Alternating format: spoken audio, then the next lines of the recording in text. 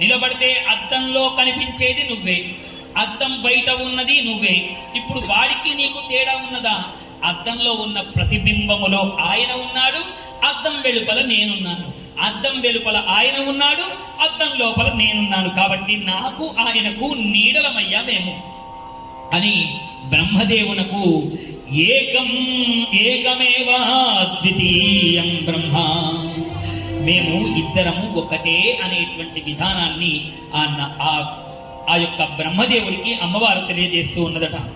నా బ్రహ్మదేవా, సృష్టిలో నేను కానిది లేదని తెలుసుకో, నేను కానిది ఏదీ లేదని తెలుసుకో. ఈ మాటనే కదా అర్ధశ్లోకముగా విష్ణుమూర్తికి తెలియజేసింది. ఏమన్నదా తల్లి?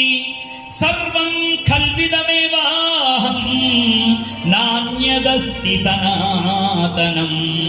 ఈ లోక